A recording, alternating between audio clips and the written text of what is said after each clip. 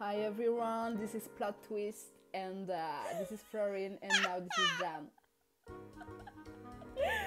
Welcome à tous et à toutes, bienvenue sur l'épisode 12 sur nos personnages. C'était une tension Sur nos... Je sais pas si t'as aimé cette intro, elle est sortie, je t'ai pas senti ouf avec moi. Mais moi je la trouve très bien, c'est juste qu'en fait elle m'a tellement surprise dans mon âme que je m'attendais tellement pas à avoir Florin avec nous que franchement... This is Florin, c'est pas, I don't know what to say, but... Ok. Ah purée, tu veux me relancer ou on garde ça? Moi ça me dérange pas. On la garde, hein. Je peux pas Ah bah en voilà, refaire on est une autre. premier degré ici. J'essaye, je tente, Donc... des fois ça marche, des fois ça marche pas, voilà. Donc c'est l'épisode 12 sur nos personnages féminins en fantasy. Non pas par choix, hein, parce qu'on a réalisé que tous nos livres c'était de la fantasy, donc...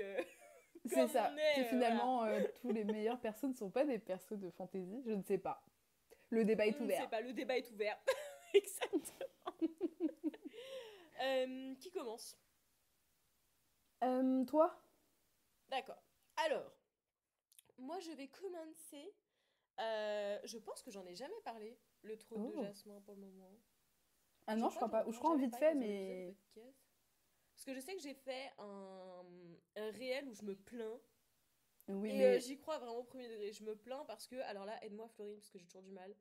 Ils ont sorti les brochets, on veut les relier, ou les reliés, on veut les brocher? Ils ont sorti les reliés, on veut les brocher. Voilà, parce que le tome 1, il est sorti en brochet, du coup.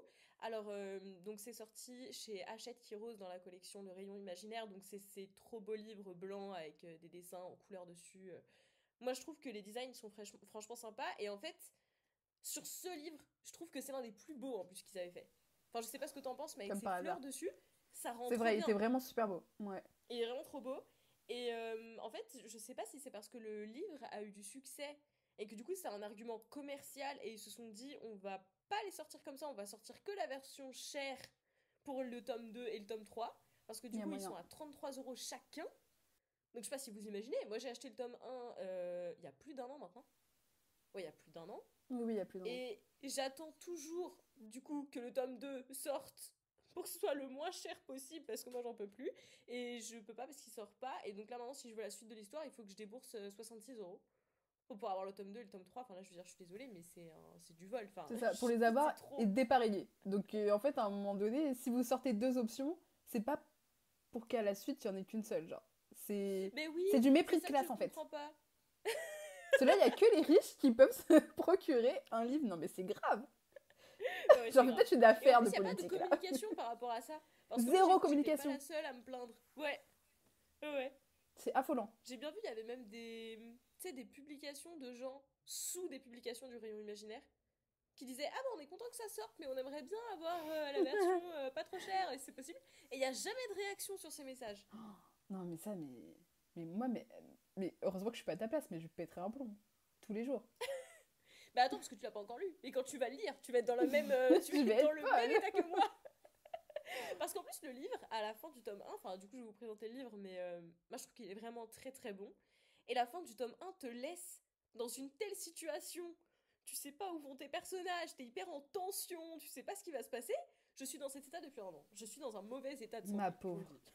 Donc voilà, pour la santé mentale. Je ne suis pas bien, pour la santé mentale. T'as pas le droit d'être pauvre et on n'a pas le droit de te soigner. Non mais c'est fou. Exactement, c'est fou. C'est fou. Je comprends. Le petit résumé, peut-être, parce que allez, let's go. Pas dit de quoi ça parle. Donc, je vais essayer de pas me planter dans les noms, mais du coup comme voilà c'est d'inspiration indienne, et du coup il y a beaucoup de noms où je sais pas trop comment les prononcer. Typiquement les H. Je sais pas si on est supposé les prononcer ou pas. Enfin voilà, il y a des Y, des I, je sais pas c'est quoi la différence, donc je lis à la française. C'est ça, parce qu'on est comme ça. Parce que voilà, on sait pas faire autrement. Donc au royaume d'Airania, l'ère des fleurs s'est achevée par la domination du cruel Parijat. Le temple sacré est détruit, les eaux immortelles ont disparu, les yakshas de la magie ancienne se sont réfugiés dans la forêt, la nation n'est plus que l'ombre de ce qu'elle a été. Dans les rues, une maladie aussi étrange qu'incurable se propage. Des fleurs poussent sous la peau et des feuilles envahissent les yeux. Au cœur de ce chaos, la princesse Malini, condamnée par son frère, est incarcérée dans les ruines d'un temple du royaume colonisé. Mais du fond de sa prison, elle découvrira bien vite que Priya, sa servante, est bien plus que ce qu'elle veut faire croire. Dotée d'une magie oubliée, elle rêve de délivrer son pays de la colonisation. Entre les deux femmes se tisseront des liens teintés d'intérêts politiques, de croyances divergentes et de secrets. Une alliance impossible alors que l'espoir d'une nation se lève. J'adore le prénom Priya. C'est beau, hein. Non, mais vraiment, Priya, incroyable. En plus, c'est non, ça a l'air génial. Y-A, donc c'est peut-être Priya, je ne sais pas. Mais moi, j'adore. Je pourrais appeler ma fille même comme ça. Malini, j'adore. Il y a toujours des... Alors, ça fait... En fait, c'est à la fois un point positif et négatif du livre. C'est-à-dire que justement, j'ai trouvé que les noms des endroits, les prénoms des gens et tout, c'était... En fait, ça t'emmène, ça te transporte dans un univers, dans un imaginaire qui est décalé, tu vois. Et j'adore. Mais du coup, la petite complexité, c'est qu'on n'a pas l'habitude de retenir des noms qui ont des consonances comme ça. Et typiquement, moi, le plus embêtant pour moi, ça a été la carte. Où véritablement, des fois, on me donnait des noms de lieux. Et j'étais perdue. Ça va être un peu compliqué. Je me disais, mais là, je sais plus, le i-a-yat et le truc, et je sais pas. Et en plus, il y a une carte au début du livre. Alors, j'ai même cru que c'était une illustration, genre... Je sais pas comment dire, mais j'ai eu un doute sur le fait que ce soit une carte. Ils nous ont fait une espèce de royaume en forme de fleurs. Enfin, je la trouve... En fait, je la trouve pas pratique, cette carte. En plus, elle a imprimé en tout petit. Je sais pas ce qui s'est passé. Elle fait vraiment genre 10 cm... Enfin, je sais pas, 5 cm de large. Enfin, je sais pas, c'est tout petit. Et on voit rien. Donc, en fait, je sais pas à quoi sert cette carte. Je sais pas trop à quoi. C'est joli. C'est sympa, mais voilà. Donc ça, c'est le petit point négatif. C'est vrai que... C'est quand même un peu dommage parce que comme il y a beaucoup de machinerie politique, de machins, de déplacements, et tu sens que c'est bien construit, que c'est bien fait, j'aurais préféré avoir une... Enfin voilà, vraiment comprendre où sont les gens parce que je sais que c'est réfléchi et tu sens que c'est cohérent, quoi. Et du coup, ça me frustre un peu des fois de me dire, mince, j'ai pas compris géographiquement où est-ce qu'ils sont, mais apparemment c'est logique. Mais j'ai pas compris, quoi. Donc voilà, c'est juste ça. Mais non, franchement, c'est super bien. Ce que j'ai bien aimé dans le livre, c'est qu'il y a plein de points de vue différents. Alors du coup, ça peut perdre un peu au début. Moi, je trouve quand même que c'est bien fait. Mais voilà, faut être au courant, quoi. Faut le savoir. Pour ceux qui ont du mal avec ça... Ouais, c'est... Je sais pas, il y a combien de personnages? Il y a au moins... Allez, une petite dizaine... J'ai un peu comme Absolu, tu vois. Donc, une petite dizaine de points de vue différents au début. Alors après, ils sont pas tous aussi importants que les autres. On voit bien que nos personnages principaux, voilà, c'est Priya et Malini. On le sent bien. Mais bon, faut quand même s'en sortir un peu et se souvenir les prénoms et qui est qui un peu au début, quoi. Faut un peu se raccrocher aux branches. Mais je trouve quand même que c'est plutôt bien fait. Si on aime bien ça, on se prend vite au jeu. J'aime bien aussi parce que du coup, t'as cette espèce de... En fait, t'as toutes les tensions politiques qui sont déjà là. Genre vraiment cette société où t'arrives dans un pays qui est colonisé depuis pas très longtemps en fait. Donc il y a encore des gens qui ont connu avant comment c'était. Cette magie qui du coup a disparu parce qu'en fait elle était un petit peu plutôt par rapport aux anciennes traditions, à la culture qui a été tranquillement endormie à cause de la colonisation. Donc du coup t'as déjà ce peuple qui a envie de se rebeller quoi, de retrouver sa liberté. Et donc ça te met déjà un climat où tu sais que ça va exploser, mais tu sais pas vraiment dans quel camp tes héroïnes elles sont au départ. C'est un peu... Tu sais pas où est-ce qu'elles vont, parce qu'elles ont chacune un peu des intérêts propres. Et c'est ça que j'aime trop. C'est qu'elles vont garder leurs intérêts propres personnels. Genre même s'il va y avoir des histoires d'amour, des rencontres, des trucs, elles restent, elles ont une force individuellement, elles sont tellement fortes. Et j'aime bien parce qu'elles sont... Surtout, en vrai, Malini, du coup, la princesse qui s'est fait répudier par son frère et tout ça, elle est très... Comment dire? C'est pas égocentrique le mot, mais elle pense qu'elle sait c'est quoi le mieux pour son pays. Et elle va tout faire pour ça. Et elle va pas changer, parce qu'elle est indéboulonnable, genre elle va pas changer d'avis. Elle sait c'est quoi son objectif. Et si pour faire ça, il faut qu'elle se serve des gens, qu'elle mente peut-être. J'adore. Elle sauve sa peau. Genre elle est là pour sauver sa peau et parce qu'elle sait ce qu'elle veut faire en fait. Elle sait pourquoi elle est là. Après ce que j'aime bien aussi c'est que comme on le sait au tout début, elle à la base elle est maintenue captive dans une espèce de prison qui avant était un temple. Mais du coup, elle s'en prend plein la cogne au début. Mais vraiment, genre, elle est vraiment en prison et c'est pas cool, quoi. Elle se fait droguer, frapper, enfin, tout ce que tu veux, quoi. Et ce que j'aime bien, c'est que du coup, t'as son personnage où tu sais qu'elle est forte. Parce que t'es un peu dans sa tête, tu vois, qu'elle arrive quand même à garder un peu le courage, alors que, bon, bah, elle est clairement dans une situation qui est hyper difficile. Mais tu sais pas à quel point vraiment, elle est forte sur le terrain, genre, qu'est-ce qu'elle va vraiment donner? Et du coup, dans tout ce premier tome, quand ça évolue et que tu finis par la voir dans d'autres endroits, tu te dis, ah, en fait, elle va faire ça. Ah, en fait, elle est forte comme ça. Ah, en fait, elle est forte comme ça. Genre, en fait, tu la découvres de plus en plus. J'ai trouvé que c'était trop bien. Vraiment, j'ai trouvé ça merveilleux. Et Priya, du coup, qui est sa servante, enfin, qui en fait, voilà, elle a plusieurs identités, mais parmi ses identités, elle est servante. Après, on découvrira d'autres choses. Elle, j'aime bien parce que depuis le départ, tu sais qu'elle est dotée d'une magie ancienne, tu sais qu'elle a des capacités qui sont, voilà, qui sont un peu surnaturelles et tout ça. Après, pour eux, dans leur monde, c'est pas tant surnaturel que ça, parce que du coup, la magie, ça faisait partie de leur culture, mais voilà. Et ce que j'aime bien, c'est qu'elle, elle est limitée plus par des traumas familiaux, des trucs qui lui sont arrivés, une éducation qui était très dure, tu vois, quelque chose de très difficile et tout, une relation avec son... Voilà, tu sais que dans sa famille, c'était très compliqué.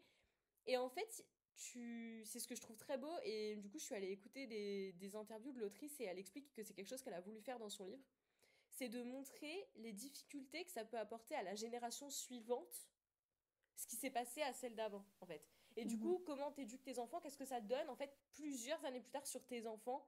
Et est-ce que elle bloque pas certaines de ses capacités à cause de trucs de quand elle était plus petite, qui du coup n'ont rien à voir avec ce qu'elle vit maintenant. C'est tellement intelligent. Genre, moi, je me suis dit, en fait, cette autrice, elle est trop forte parce qu'elle te parle que de choses de notre monde, en fait. Parce que l'histoire des traumas générationnels, bon, bah, c'est de chez nous. Enfin, on connaît tous, quoi. Il y a aussi, évidemment, cette histoire de ce pays colonisé qui essaie de retrouver ses valeurs, sa culture et tout. Forcément, ça nous parle. C'est à mort d'inspiration indienne parce que elle est issue, l'autrice, elle est issue de la diaspora indienne. Donc, elle est anglaise, en fait. Elle est née à Londres, quoi. Mais ses deux parents, eux, ils ont vécu en Inde. Alors, plus particulièrement, ils sont... Moi, je connaissais pas. J'ai noté le nom quelque part. En fait, ils sont Punjabi. Donc, c'est une zone entre l'Inde et le Pakistan. Et apparemment, c'est très morcelé, en fait. L'Inde, c'est très morcelé. Il y a plein de communautés différentes et tout. Au Pakistan aussi. Et du coup, ça, c'est une communauté, mais qui est entre deux pays, mais... C'est supposé être la même communauté quand même, ils parlent un peu la même langue et tout quoi. Et du coup, elle a jamais connu ce pays-là, mais ses deux parents, oui. Et donc, elle expliquait, c'est un peu étrange parce que c'est comme si elle connaissait le pays, mais au travers d'histoires qu'on lui racontait, au travers de religions qu'elle connaît, voilà, de trucs. Mais elle, au final, elle n'est pas indienne. Et elle disait, ce qui est intéressant, c'est qu'elle n'est pas non plus...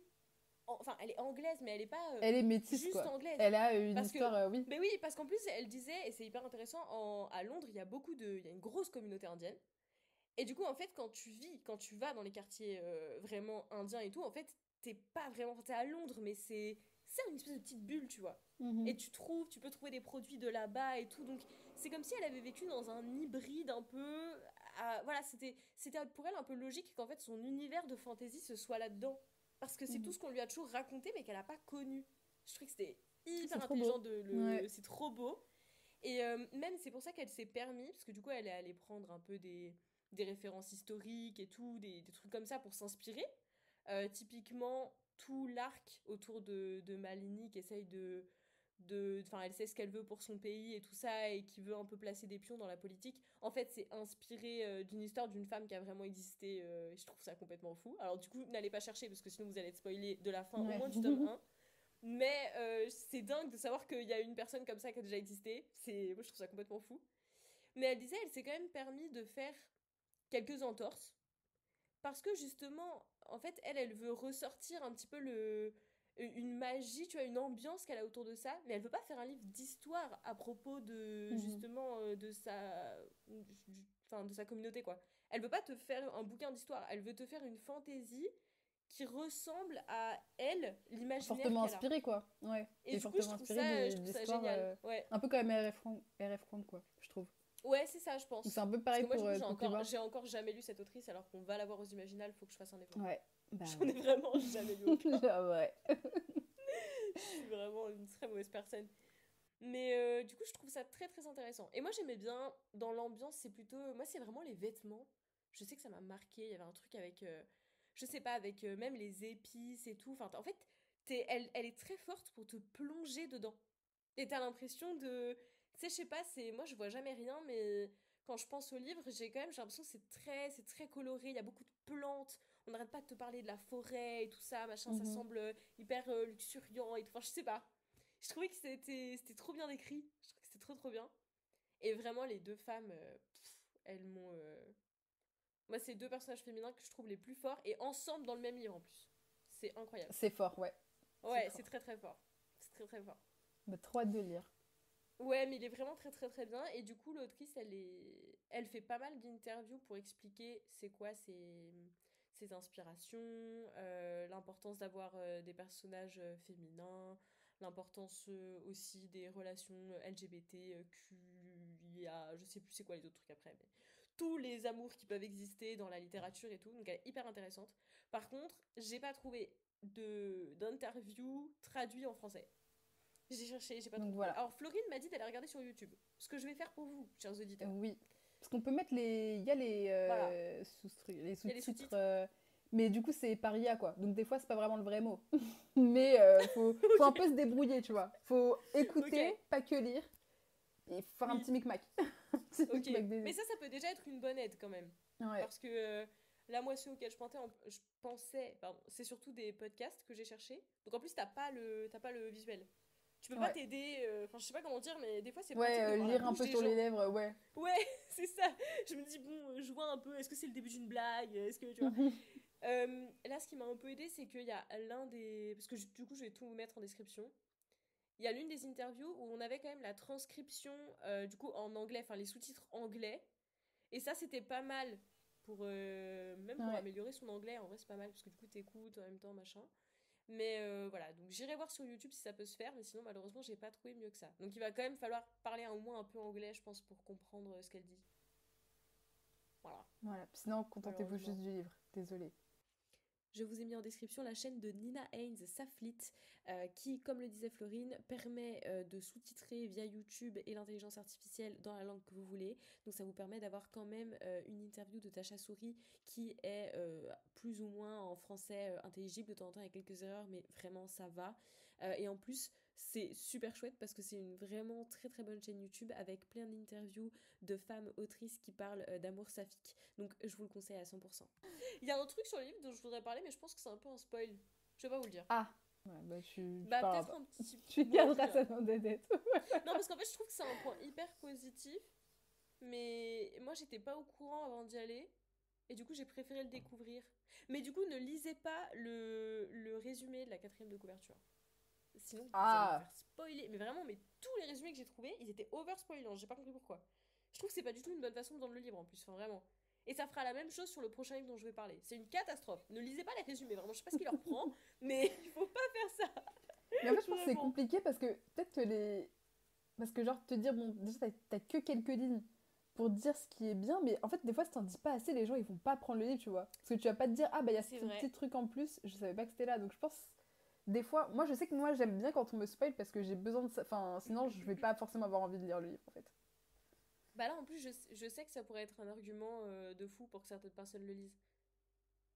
Mais vraiment, moi, j'ai trop aimé découvrir ça sans m'imaginer que ça allait être ça. Bah, si vous voulez vous spoiler, vous lisez la 4e. Voilà, je préfère ne pas le dire. Et exactement, si vous voulez être spoilé, juste, voilà, lisez la 4e.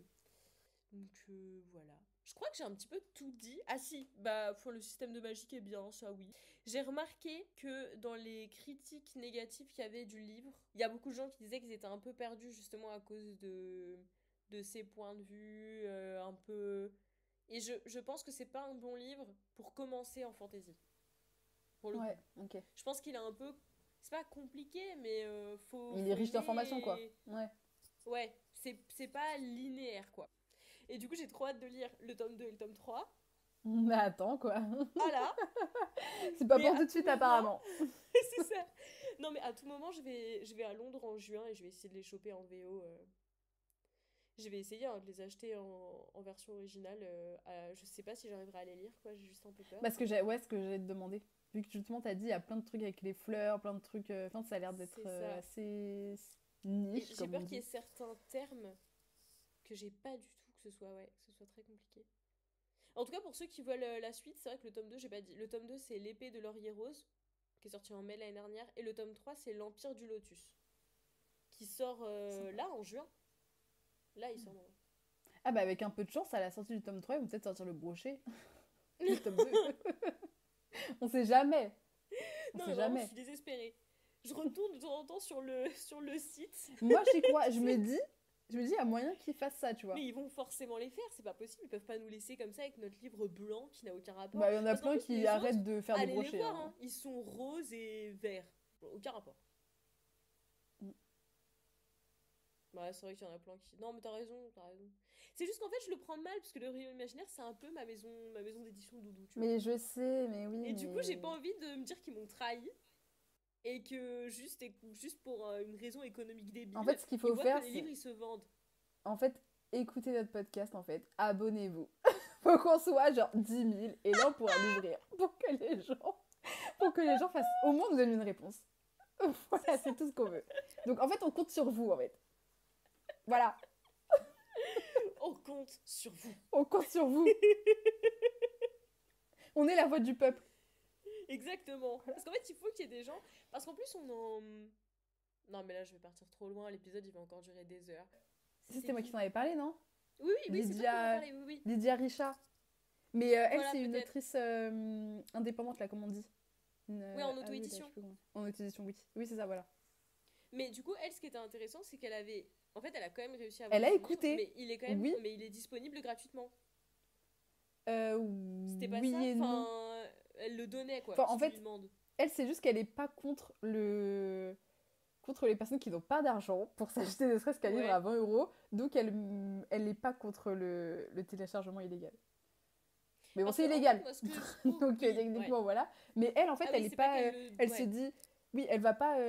Pour elle, ce qui compte, c'est vraiment que les gens lisent son livre plus que. Et ça marche super bien. Même là, encore, sa campagne d'Ulule pour le tome 2, là, c'était. Elle a fait, je sais plus, 80 000, un truc comme ça. Genre encore plus que pour le tome 1, je crois. Ce qui est fou, je trouve. En fait, moi, je trouve que c'est aussi une preuve que. Je veux dire, je trouve qu'on est en train de changer. La société, elle est en train de changer par rapport à l'achat des livres. Tout devient capitaliste. Oui, et puis même, du coup, ça devient. Tu sais, là, on te pousse tellement à l'achat, il y a tellement une surproduction de livres que de toute façon, tu sais que tu peux pas tout acheter.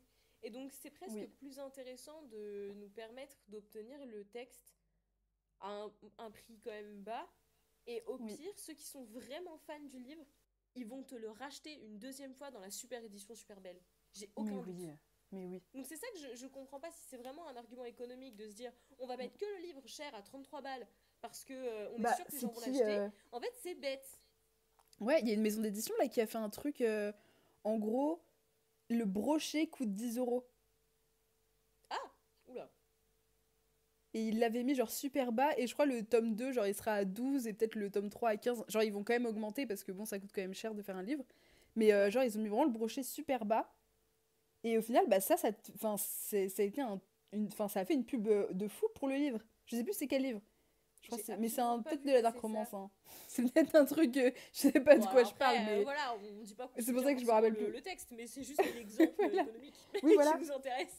Mais là, ça avait fait une super pub, et puis même les gens vont se dire ah bah le tome 1 il est vraiment pas cher. Donc autant tester cette histoire-là qu'une autre où le brochet va être à 20 € et j'en ai aucune idée. Tu te dis bon bah là ça va, c'est 10 €. Et après, ok, bah vas-y, les autres un peu plus chers. Moi je trouve que c'est une bonne alternative. C'est une bonne alternative de le mettre en pas cher. Après, faut pas non plus que ce soit parce que c'est fait dans des pays où on paye une main-d'œuvre complètement exploitée et tout. Ouais. Donc évidemment. Bah, après, il est pas super beau le livre, hein, on va pas se mentir. Il y a pas un graphisme de fou quoi sur la couverture. Moi, je m'en fiche en fait. Vraiment. Ah bah c'est ça. Bah c'est ça. Chacun fait son. Livre, oui. Bah ouais. C'est ça. Et si il coûte plus cher parce que le livre est plus beau, ça me dérange pas non plus de mettre de l'argent, mais parce que j'ai envie et parce que je soutiens aussi les artistes qu'il y a derrière. Si c'est un robot ou si c'est. Oui, c'est ça. Ouais. Voilà, tout ça pour dire le rayon imaginaire, sortez votre livre. Ouais, voilà. En fait, là, on est en train de se rebeller, là. Moi, franchement, je suis à deux doigts de sortir mes broches, là. Je sais plus comment on appelle ça, là. Mes torches. Je sais pas ce que c'est, mes brochets. Mes brochets enflammés. Mes brochets Brosse de ses fourches. Je les balance. Voilà, en fait, j'en peux plus. Brosse de ses fourches. On n'en peut plus. Ouais. Sauvez-nous. On en a gros. On n'est pas d'accord avec ce qui se passe. C'est trop, c'est abusé. Ok. Bah voilà, à ton tour. J'ai à dit mon tout tour. Ce que j'avais à dire. C'est ça. Eh bien, nous étions en Inde, restons en Asie. Oh, c'est en j'adore. Asie, hein. la cité de laiton? Non. Non, rien à voir, on est vraiment en Afrique, c'est en Égypte. C'est Vrai, vraiment... mais je pensais que ça allait faire un truc sur Asie occidentale, mais rien à voir en fait. Bon, descendons un peu plus bas. Dommage. Ouais. Vous avez chaud, ça ne s'arrête pas là. Et donc du coup, moi, je vais vous parler de Nari, de la cité de laiton. Cité de laiton, je crois qu'on en a déjà parlé, donc voilà, le petit pitch, franchement, est-ce que j'ai un petit truc là pour vous le faire en vite fait? Du coup, oui, voilà, c'est ça. Ouais, un petit truc qui donne envie. Là, ça vous donne envie, je pense déjà. Comment j'en parle, là, déjà, on a envie. Et du coup, Nari au Caire, qui, malheureusement pour elle, pour survivre, elle arnaque un petit peu, elle vole un petit peu, enfin bon, bref, elle vit, elle vit comme elle peut, la pauvre. C'est comme ça. Voilà. Et du coup, du jour au lendemain, elle, en fait, elle a invoqué sans faire exprès un petit djinn. Et... Comment tu dis un petit djinn, quoi. Un matin. Sans faire exprès. Elle a vraiment pas fait exprès, ça, je vous le jure. Mais c'est vrai qu'elle a vraiment pas fait exprès. Oui, vraiment. Et en fait, du coup, bah, lui est apparu, ils se sont fait pourchasser par d'autres bêtes, et du coup, bah, elle se retrouve à Devabad, et on se rend compte que finalement, c'est pas n'importe qui, et qu'elle a un rôle beaucoup plus important que ça sur Terre. Voilà. C'est tellement beau ton résumé, j'adore. T'as vu? Bah là, ça sort de ma tête comme ça. Wow. Et du coup, voilà. Sauf qu'à Devabad, attention, c'est dangereux, il y a une politique de fou. Au final, elle est peut-être plus en danger parce qu'elle est peut-être rare et peut-être unique et folle, mais elle, déjà, elle a rien demandé, et en plus de ça, ça peut-être lui apporter des problèmes. Ouais, parce que j'allais dire, au départ, elle invoque un djinn sans faire exprès. Mais c'est après, la pauvre, elle est un peu victime de ce qui se passe. De son succès, hein. Ah, mais on lui a carrément, là, demandé son avis. On lui a dit, bah, du coup, on va t'emmener là, parce que visiblement, là, ça va pas, c'est le danger, et hop, elle était partie. C'est ça. C'est vrai que Mukele, franchement, la pauvre, c'est pas fou, en fait, finalement. On se dit, mais moi, j'aimerais trop que ça m'arrive, mais en fait, non. Pas tout, si. pas tant que ça, quoi. Ouais, peut-être pas oui, tout. Mais nous, on veut bien, parce qu'on est comme ça, mais en vrai, quand tu réfléchis, c'est pas fou non plus, quoi. Après, mais du coup, voilà. On serait incapable de voler quelqu'un, genre. On n'y arriverait même pas. On serait nuls. On n'aurait même pas survécu à sa place. Oui. Oui, bon. Mais du coup, moi, ce que j'ai adoré dans son personnage, c'est que, justement, en fait, elle est un peu... quand elle arrive, je trouve que ça fait un peu l'élu et tout, parce qu'elle est vraiment... Quand elle arrive, il y en a qu'une sur Terre, dans le monde entier des comme elle. Et elle est vraiment précieuse, etc. Et elle, en fait, de base, c'est vraiment un peu nous, tu vois. Genre, elle se rend pas compte qu'en fait, elle avait tout ça en elle. Bon, j'ai pas de magie en moi, mais je veux dire... Des fois, tu te rends pas compte, en fait, à quel point tu es incroyable. Et bah, elle, en fait, c'est un peu ça. Genre, au début, tu te dis, bon, bah... Enfin, elle, dans sa tête, elle va se dire, en vrai, ma vie, elle est pas folle, moi, je m'arrange comme je peux, mais tu te rends pas compte qu'en fait, j'ai un truc en moi qui est incroyable, qui est là. Et en fait, du coup, elle apprend à se découvrir au fur et à mesure. Nous, on la découvre aussi, mais elle se découvre elle-même. Elle se rend compte de ce qu'elle veut aussi dans la vie, parce que quand elle était au Caire, elle était pauvre, tu fais pas ce que tu veux. Elle, en fait, bah, elle se découvre, et en fait, c'est ce qu'elle est. Et en fait, elle, tout ce qu'elle veut, au final, c'est être ça. Et au final, on lui impose, bah non, finalement, tu seras pas ça, parce que nous, on a vraiment besoin de toi pour ça. Mais pour ma politique à moi, ce serait bien que tu me suives dans mon truc, alors que franchement, t'es pas forcément cool, on sait pas forcément qui t'es. Ouais, et au final, ça devient peut-être l'ennemi. Et au final, elle a ce côté où, bah, en fait, elle est dans une guerre froide un peu. Parce que c'est pas, au début, c'est pas une vraie... Enfin, il n'y a pas de... En fait, il y a des guerres, mais... oui, voilà. C'est pas... voilà. Oui, elle se bat pas avec un... Oui, c'est ça. Elle a pas d'épée sur elle, quoi. Mais c'est un peu un combat d'esprit. Parce que... et de politique, parce que, justement, il y a de la politique. Et du coup, bah, voilà... Moi, ce que j'aime bien que c'est aussi sa par force. rapport au système de magie, c'est qu'en vrai, elle... Enfin, je sais pas comment dire, il y a quand même un apprentissage, c'est-à-dire que c'est pas genre... du jour au lendemain, en fait, c'est l'élu. Elle est badass de fou. Ouais. Ah ouais, non, c'est petit à petit parce que... Comme tu disais, elle apprend à se connaître, mais même par rapport à la maîtrise de certains de ses dons et tout, il y a vraiment l'apprentissage de... Ouais. Tu sens que c'est Dieu, quoi. Ouais, elle met du temps à être ce que tout le monde attend qu'elle soit. Mais justement, c'est ce qu'il y a de beau et en fait, ça la rend encore plus forte parce que tu te dis, ok, elle met du temps, mais pour que ça donne ça à la fin, franchement, mais prends ton temps. Il y a pas de souci. Ouais, exactement. Franchement, prends ton temps. Du coup, elle, en fait, ce qui la motive un peu, c'est la survie, c'est l'empathie, c'est les autres. Alors qu'en fait, autour d'elle, tout ce que les autres, ils veulent, c'est de la vengeance et du pouvoir. Et du coup, je trouve ça bien de voir qu'elle, en fait, elle l'a un peu naturellement et parce qu'elle est elle est bonne. Désolée, je dis ça comme si on dirait un vieux mec là, qui parle, mais dans le sens de la non. bonté. Genre, elle est vraiment bonne, quoi. Parce qu'elle est bonne. Ouais, genre, elle est vraiment bonne. Mais du coup, c'est naturel et il n'y a pas besoin d'aller arnaquer les gens. Enfin, pas d'aller arnaquer les gens, mais d'aller les. Bah, de prendre le pouvoir et de l'utiliser et de justement. Comment on dit? Et les Oui, manipuler. voilà. Oui, voilà, et manipuler. Exactement. C'est pour ça qu'on faisait avec la main. Alors que, oui, c'est ça. C'est ce côté avec la main. Alors qu'elle, elle a pas besoin de ça. Elle est super forte, elle est super forte, super badass. Et voilà, je l'adore. Et lisez, parce que là, je vous parle que de ça, de son personnage à elle, mais autour de ça, il y a une histoire de fou. Et Ah oui, voilà, parce après, que je parle moi, je surtout vous d'elle conseille parce que aussi je de les parle lire. des persos féminins. Et alors que moi, Nari, je l'ai trouvée particulièrement chiante. Mais non Ouais, moi, pas... j'ai adoré le Non. début à la fin. Voilà. Mais en fait, je suis d'accord avec tous les arguments de Florine. Donc c'est pour ça, c'est quand même une femme forte et tout. J'ai quand même adoré son évolution. Mais je sais pas pourquoi, moi, je l'ai trouvée chiante. Ouais, je sais pas pourquoi. Ah oui, non, c'est ce que je voulais dire. Parce que justement, je trouve qu'il y a un truc aussi que j'adore. C'est-à-dire que peut-être que des fois, ok, elle gagne pas les batailles. Mais même si elle a un petit peu de désespoir, c'est pas pour ça qu'elle va abandonner. Et en fait, elle est prête à justement se dire, bah ok, moi je perds ça, mais t'inquiète pas que je vais revenir et que je vais t'en foutre une dans la gueule, tu vois, derrière. Oui, c'est vrai. Parce qu'en fait, elle perd la bataille, mais pas la guerre, quoi. Sur ça, elle Exactement. est un Sur peu... ça, ouais. ouais. Elle est retorse, quoi. Elle Mhm. revient. Mhm. Exactement, elle va pas se laisser Ça, c'est abattre. vrai. Ouais. Elle est trop forte. Moi, j'adore. Non, mais c'est vrai, Voilà. bah, du coup, c'est une très bonne trilogie. Moi, j'ai toujours pas lu le tome Ouais. 3. Mais ça se trouve, la lecture du tome 3 va faire que je vais changer d'avis radicalement sur Nari, on sait pas. Peut-être. Mais tu m'as dit que c'était probablement pas. Quand je te l'ai dit, Bah, en fait, parce que je comprends pas pourquoi déjà tu l'aimes pas dès le début. Mais je sais pas, j'ai pas accroché, mais c'est vraiment pas... Je reconnais que son personnage, il est fort et tout, mais je sais pas, j'ai pas accroché.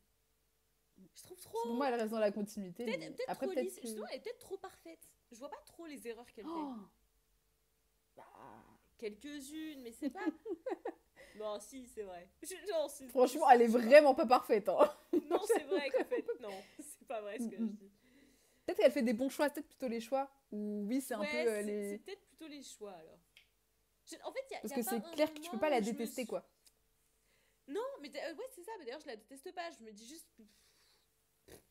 Tu vois. Mais bon, très très très Il en faut pour tous les goûts. Exactement, il en faut pour tous. Voilà. Ah oui, pardon, c'était de S.A. Chakraborty. Eh bien, restons dans les jeans. Parce que moi, je vais vous parler Ouh de La Cité de Soie et d'Acier. Alors, c'est de Mike, Louise et Linda Carey. Donc, c'est 3 auteurs. Alors, Mike Carey, lui, il avait déjà écrit d'autres bouquins, des romans, des comics et tout. Linda, c'est sa femme, qui a déjà écrit, mais sous un nom de plume. Donc son nom de plume, c'est Edgy Lake. Moi, je connaissais pas du tout. Elle a écrit une trilogie, apparemment young adulte, que je connais pas. The Darkest Age. Je sais pas si ça te parle, toi. Non, ça me parle pas. Bon. Donc ça, moi, je connais pas trop. Et Louise, c'est leur fille. Qui est apparemment aussi autrice de science-fiction, fantasy. Donc vraiment une famille d'écrivains, quoi. Ils se sont tous... Et un jour, ils se sont dit, on va tous se mettre ensemble, on va écrire un livre. Donc je sais pas comment ça s'est passé, l'écriture de ce bouquin. Ça devait être un peu casse-tête. Parce que 3 personnes, j'arrive même pas à imaginer. Ah ouais, ça doit être... Oui, c'est énorme. Trop bizarre. C'est énorme. Donc en gros, pour faire un petit résumé, je reviens là-dessus après. Donc, il était une fois, dans le désert d'Al-Sahara, le sultan de Bessa fut exécuté, victime d'un coup d'État. Son successeur condamna ses 365 concubines et leurs enfants bâtards à une mort certaine. Il était une fois une fille, qui sait qu'une fois devenue femme, elle devra se prostituer et se marier avec un homme dont elle n'a jamais voulu. Il était une fois un petit garçon, perdu, qui brûlait de vengeance. Il était une fois une petite fille, qui rencontra les djinns et leur magie. Dans ce livre, vous sera raconté comment ces histoires se mélangent, comment ces femmes se sont battues, et ont construit un lieu où elles seraient enfin libres. Ok. Alors, pareil, énorme warning, pitié, ne lisez pas les résumés de ce livre. Je ne comprends pas. C'est-à-dire que vraiment, il y a un événement qui se passe au milieu du livre qui est dit dans le résumé. Bon, là, c'est un peu abusé. Je veux bien vous défendre, il y en a, mais là c'est abusé un petit peu. C'est trop exagéré. Donc je trouve ça vraiment très con. Donc ne lisez pas... Enfin en tout cas, moi je trouve que la meilleure expérience de lecture, c'est juste d'en savoir le moins possible. Ce que je vous ai dit là, c'est une ambiance un peu mille et une nuits. En fait, le livre, il est construit comme si c'était une alternance de plusieurs contes. Donc plutôt que d'avoir des chapitres, en fait, tu lis le conte de, je sais pas, par exemple, La petite fille. Et puis du coup, t'as une première histoire. Alors globalement, c'est quand même dans l'ordre chronologique, donc t'as quand même des personnages qui... Enfin, c'est quand même l'histoire qui se déroule au fur et à mesure. Des fois, t'as un conte qui sort un peu, mais globalement, c'est quand même la même histoire dans le déroulé chronologique. J'ai pas du tout trouvé ça difficile à lire par rapport à ça. Ok. Mais du coup, c'est peut-être comme ça qu'ils se sont séparés un peu les écritures. Peut-être qu'ils se sont dit, bon bah toi, t'écris un peu cette partie avec tel personnage, du coup ça fait 3 contes et machin. C'est peut-être un peu comme ça qu'ils ont fait. J'ai quand même pas senti de rupture dans le style d'écriture. Je sais pas Là, c'est dire bien. à quel moment. Donc ça, c'est bien fait. C'est un peu justement le style d'écriture, c'est un peu travaillé, ça fait un peu des fois c'est des termes qu'on n'utilise plus trop, mais tu sais quand même ce que ça veut dire dans la phrase, mais tu vois c'est des auparavant, en fait c'est très dans le côté il était une fois, et du coup Ouais. c'est des fois des termes que tu utilises en tout cas plus du tout à l'oral, seulement à l'écrit, tu vois. Donc ça j'ai trouvé ça, moi j'ai trouvé ça bien parce que ça me mettait dans l'ambiance. Mais je comprends, j'ai vu qu'il y avait des gens qui disaient que c'était un peu laborieux à lire.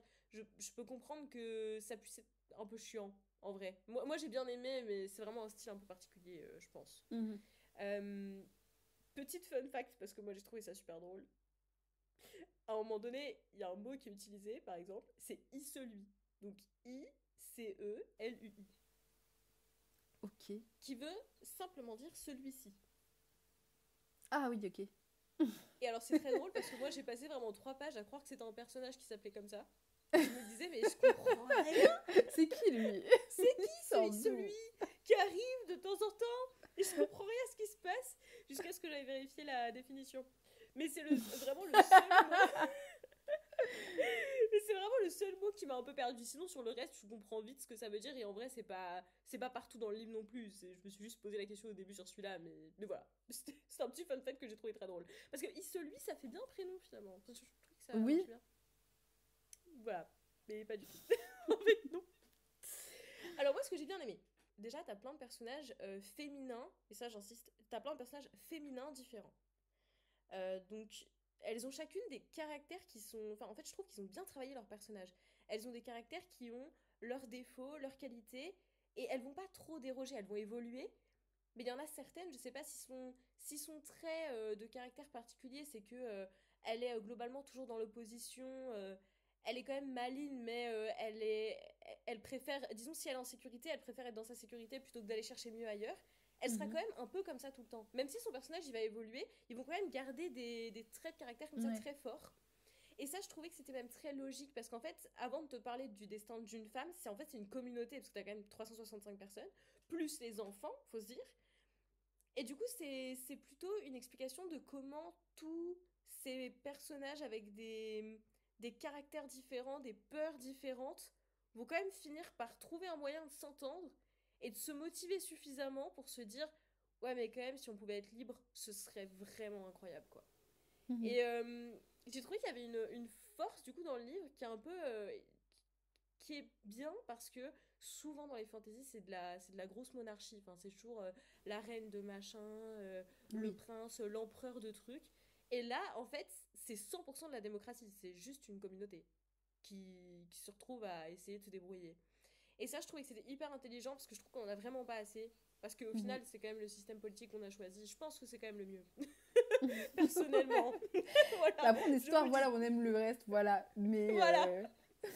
Moi, je regrette pas qu'on ait à coupé la lire, tête du quoi. roi. Bon, c'est dommage, on aurait peut-être pu faire un truc plus sympa que ça, mais somme toute, moi, je trouve Est-ce qu'on n'est que je pas m'en suis bien bien quand remise, même... quoi. Bon, bien, je sais pas, mais on est quand même mieux On est quand même mieux qu'avant, quoi. maintenant, voilà. Et du coup, je trouvais que c'était bien de remettre ça un peu en lumière et de montrer que c'est quand même la bonne solution, au final, pour que tout le Mhm. monde soit le plus libre possible. J'ai trouvé ça vraiment bien. Les persos, ils sont intelligents, parce que des fois, les auteurs, te mènent un peu en bateau, tu vois. T'as un personnage, parce que du coup, t'es dans la tête d'un personnage qui se dit ah, mais je vais faire ça pour le ou la piéger. Et ça se passe pas du tout comme ça. parce que, parce qu'en fait, l'autre personnage en face, il t'a complètement vu venir et qui se dit mais. Tu penses vraiment que je vais faire un truc aussi bête que ça? Mais t'es con. Et du coup, ça passe à autre chose. Donc ça, j'aime bien. J'aime bien Ouais, comment trop ça bien. joue avec ça. C'est un livre qui est beaucoup plus. Disons que c'est pas t'y vas pas si tu veux de l'épique. Il y a de temps en temps des scènes, 2-3 scènes de baston qui m'ont plu. En effet, il y a des conflits armés et tout. Mais c'est pas vraiment pour ça que tu vas. En fait, là, c'est vraiment plutôt pour la mise en place, la stratégie, essayer d'être le plus malin. Parce que du coup, à chaque fois, elles sont un peu les outsiders, quoi. Je veux dire, quand il y a un problème qui se pose. Et du coup, il faut qu'elles soient plus malines. Il faut qu'elles mettent en place un stratagème. Il faut qu'elles mentent. Il faut qu'elles machin. Donc, moi, j'ai trouvé que c'était très intelligent, surtout sur ça, en fait. Sur voir comment est-ce qu'elles font pour croître et tout. Je trouvais ça très, très bien. Je suis quand même allée voir parce que j'ai vu qu'il y avait 2-3 critiques, donc c'est pour ça. Moi, je lui ai mis 4 sur 5. Parce que moi, mon premier reproche quand même que je peux lui faire, c'est que c'est vrai que pour le coup, il y a plein de personnages féminins différents, mais les personnages masculins, bon, c'est un peu panne sèche. Est-ce que c'est grave? Moi, je suis pas sûre. Parce que je me dis, on a eu tellement de bouquins. Voilà, on a eu tellement de livres où il y avait que des hommes. Enfin, voilà, là pour moi, il y a que des femmes. C'est vrai que les 2-3 personnages masculins qu'on a, il y en a quand même un qui est positif, qui est vraiment positif. Mais ils sont quand même tous totalement orientés sur le sexe. C'est vrai. Genre, moi, je trouve pas que ce soit grave. Je comprends qu'il y a des gens, ça les a un peu dérangés. Moi, je pense que c'est aussi parce que le livre, c'est ce qu'il essaye un peu de dénoncer, c'est de montrer qu'en fait, ces femmes-là, comme elles ont toujours été instrumentalisées, en fait, c'est des travailleuses du sexe, toutes, parce que elles, c'est des concubines, mais t'as aussi du coup des prostituées à certains moments et tout. En fait, je pense que c'est même la vision qu'elles en ont, en fait. Bah, surtout que si justement c'est le but de dénoncer ça, bah si tu viens mettre des persos juste bien cérébralement, mais t'en mets beaucoup, bah du coup on passe un peu à côté du message quoi. Là c'est vraiment pour dénoncer. Oui. Ouais, je trouve. Après les gens vont dire mais oui mais regarde on n'est pas tous comme ça, on sait c'est pas ça le problème. C'est que le problème c'est ces gens-là en fait. C'est ça. C'est ça. Donc moi j'avoue que du coup moi je trouve pas tant que ce soit un souci. C'est vrai que ça aurait peut-être pu ajouter une profondeur au livre en plus si on avait eu un ou deux personnages masculins qui venaient un peu contrecarrer peut-être certains préjugés qu'auraient eu certaines femmes. Mais en fait je trouve qu'on... Juste pour moi c'était pas ça le but du livre. Pour moi le livre il peut pas soutenir toutes les causes du monde. Là la cause c'était juste de montrer que le plus important c'est que tout le monde soit libre. Parce que sur ça il y a quand même... c'est pas une parole... je veux dire, c'est pas, elles veulent pas créer une société de femmes où les femmes sont maîtres de tout. Tu vois, c'est pas comme Demain la lune sera rouge, par exemple, dont j'ai parlé il y a pas longtemps, qui est un bouquin de SF qui justement est féministe parce qu'en fait, il propose la société inverse de ce qu'on a nous, où c'est les femmes qui sont au pouvoir de tout et où c'est même pire que tout parce que les hommes, eux, ils sont réduits en gros en esclavage.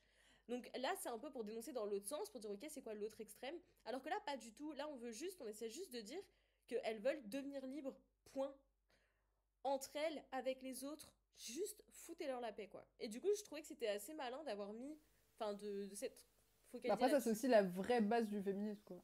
C'est juste que c'est ça, on soit putain d'égal, quoi, c'est tout. C'est ça. Qu'en fait, tout le monde soit égaux, quoi. Juste la base.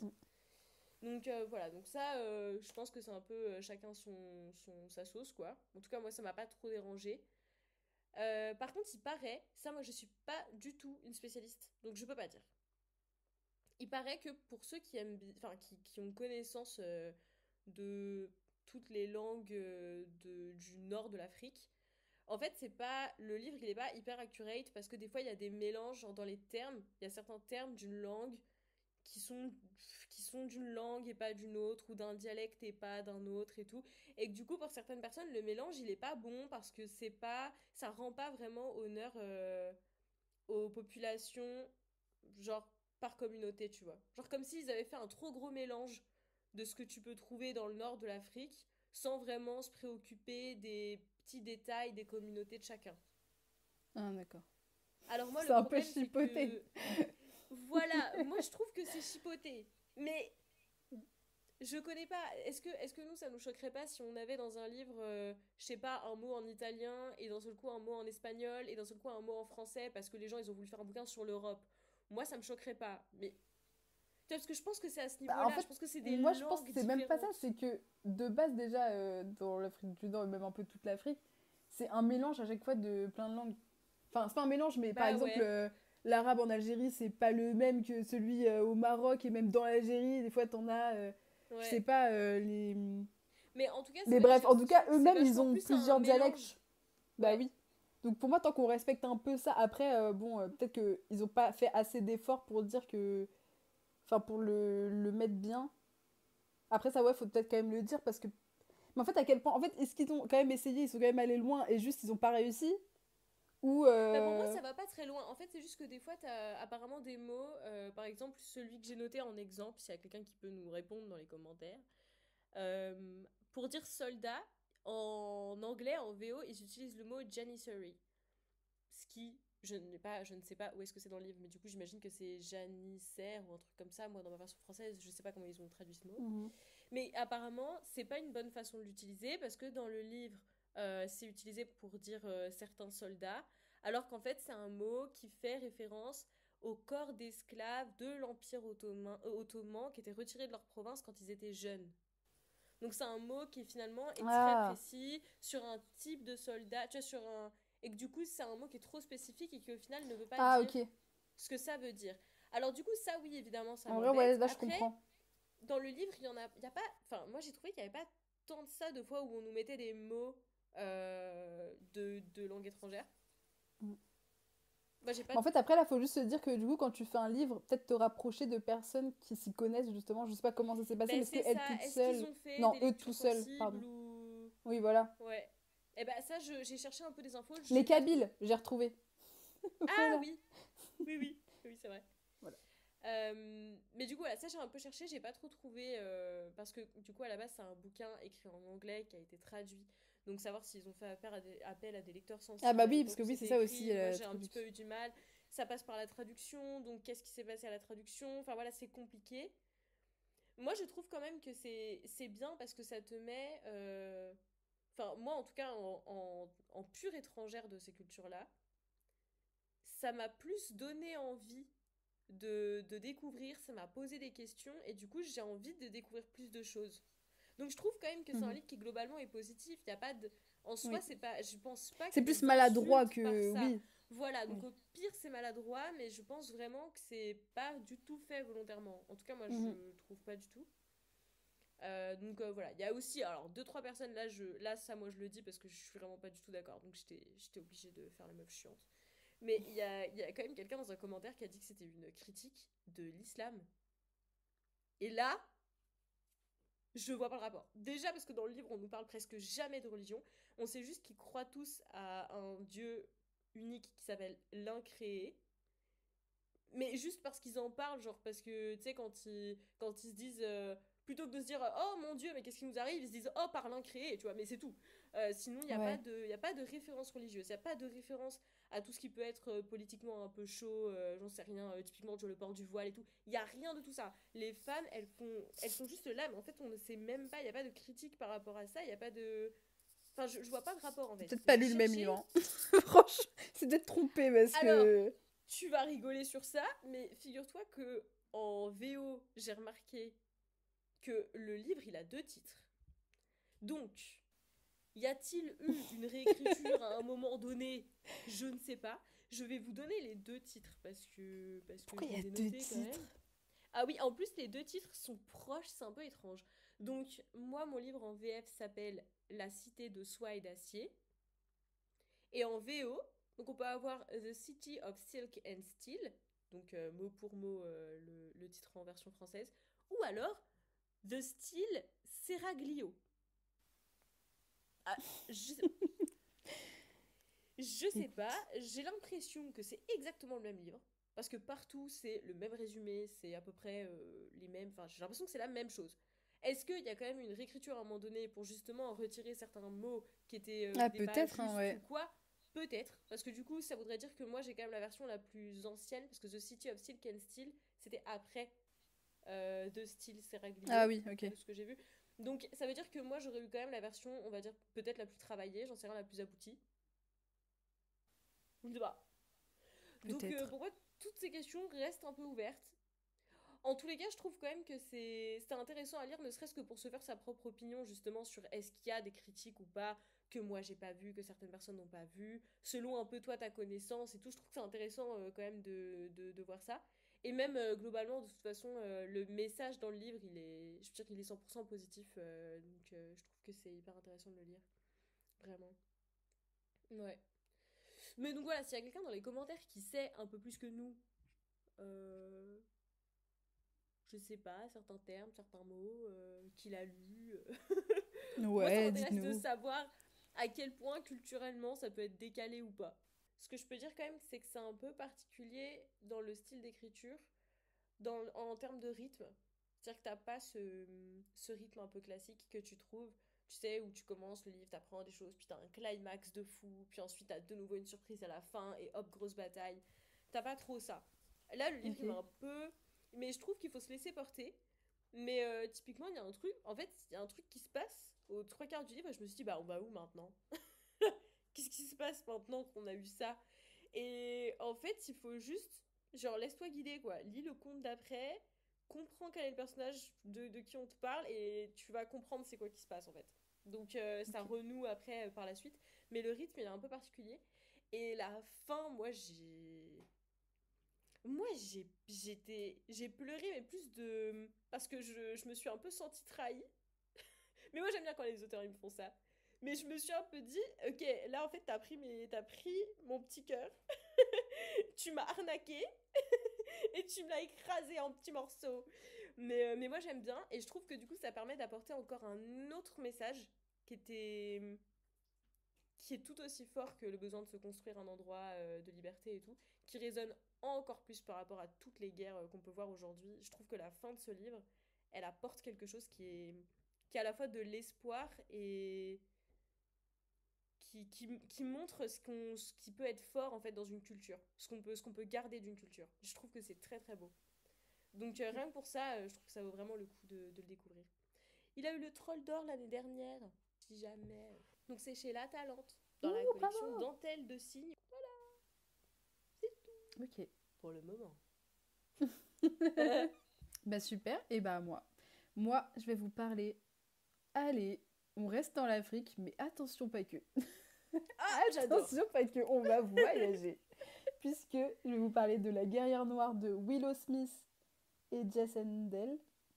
Voilà, je sais pas à quel point Willow Smith elle a écrit, je sais pas, si vous vous demandez, je sais pas, moi je suis pas allée voir. Je me suis pas renseignée, j'ai juste lu l'histoire. C'est tout. Mais du coup, on suit Yafeu, je crois que ça se dit comme ça, moi je vais le dire comme ça maintenant. Mais des fois je le dis autrement, mais on s'en fout. Aujourd'hui c'est Yafeu, qui est du coup l'héroïne de ce livre-là. Et on est dans un monde inspiration viking, puisque, alors au départ, on est en Afrique, je sais plus où, mais en fait elle se retrouve malheureusement arrachée à sa famille, esclave, bref, tout ce qu'on ne veut pas dans Oula. une vie, qui est un peu Ah horrible, bah oui. exactement, et va se retrouver du coup par... bah, elle devait être achetée, et puis au final elle se retrouve avec les vikings. Voilà, plot twist. Mais du coup, ensuite, on va la retrouver là-bas. Donc, je sais plus où c'est. Je suis désolée, j'ai aucun nom de pays. Je sais pas où, mais en tout cas, c'est chez les Vikings. C'est tout ce que je sais, parce que ça fait longtemps que je l'ai lu. Et j'ai pas pensé à prendre ça. Mais, euh, mais voilà, et du coup, on va la suivre elle. On va suivre d'autres aussi personnages féminins. Donc, beaucoup entre la princesse du côté des Vikings et sa tante aussi, qui est une des chefs guerrières. Enfin, en gros, il y a un groupe de Ok. guerrières, de filles, et du coup, bah, la chef de ces guerrières-là, c'est celle-là. Et du coup, voilà, bah, je les trouve juste formidables, les trois, parce que du coup, il y a Yafeu qui est juste, mais vraiment un de mes personnages préférés. Parce que vraiment, elle est. En fait, moi, c'est horrible à dire, mais tous les personnages qui sont jeunes et tu les vois grandir, moi, je me dis, mais toi, tu vois, t'as vraiment pas eu de chance dans ta vie. Mais tu restes quand même grandiose. Genre, tu fais quand même. T'arrives à te défendre alors que franchement, mais qui à son âge pourrait se défendre comme ça? Enfin, t'es une enfant, genre. C'est horrible. Ouais. Et du coup, bah voilà, la voir grandir, la voir devenir forte, la voir. Parce qu'au départ, tu te dis, bon, bah, une noire chez les Vikings, mais elle va se faire défoncer. Et c'est un peu. C'est un peu ce qui se passe. Oui, mais au final, non, parce que elle arrive à. En fait, au final, enfin, ça l'a fait devenir quelqu'un de particulier. Et donc, au début, ouais, peut-être, ils sont en mode, bah, elle est bizarre celle-là, mais parce qu'en même temps, ils en ont Ouais. jamais vu. Moi, ils ont vraiment jamais vu de Ouais. noir dans leur vie. Donc, oui, tu peux te poser des questions. Mais ça va la rendre un peu précieuse. Mais en plus, vu qu'elle est forte, et au final, on s'intéresse vraiment à elle. Elle fait vraiment des trucs de fou. Et elle a fait grandir aussi, du coup, la princesse, qui au final est devenue son amie.